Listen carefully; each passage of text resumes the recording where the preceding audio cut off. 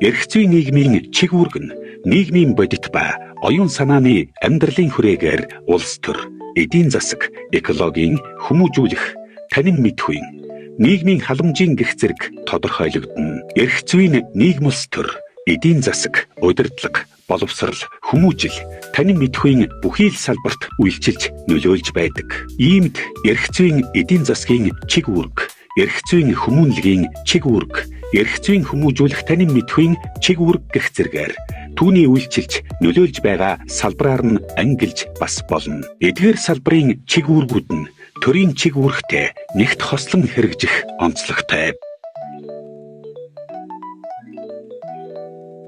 Аалтай нурууны энгэрт нэгэн том нуур байжээ. Түүнийг нутгийнх нь Гиви нуур гэж олон үеэрээ нэрлэдэг байв.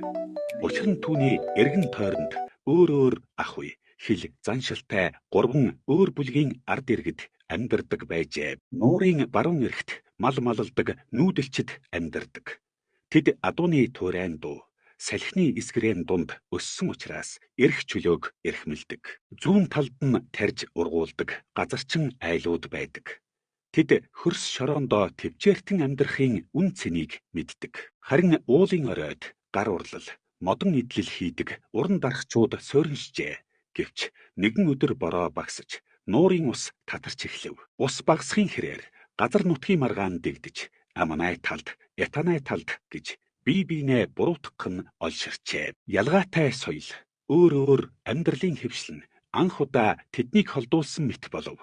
Тэр үед нутгийн дархан өвгний хэлсэн нэг үг бүхнийг өөрчилсөн юм. Нуур биднийг салгадаг биш, нийлүүлдэг. Бид уснаас биш, ивээс цангаж байна. Энэ үг 3 овгийнхонд гурвууланд нь нэгэн зүйлийг бодогдуулжээ. Ингээд тэд нэгэн зөв шийдэлд хөрв нүүдэлчид усаага хэрхэн зөв хуваарлах талаар санал гаргав. Газарчин айлууд нуурын эрэгт мод тарж элэгдлийг багасгав.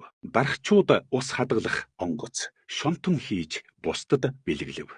Энэ цагаас хойш тэр газрын уугуул иргэд өөр заншилтай байсан ч нэг зорилгоор нэгдэх үед нутаг нь улам хүчтэй болдгийг тэд анх удаа ойлгосон юм. Тэр жилээс нуурын нэр жинхэнэ утгаа авчээ. Хүмүүс Гивийн нуур эрэгт ирэх бүрдээ хөөр байдал бол ялгаа биш, баялаг юм гэж хэлдэг болжээ. Энэхүү захиалгаар эрх зүйн нийгмийн чиг үүрэг харилцааг харуулахыг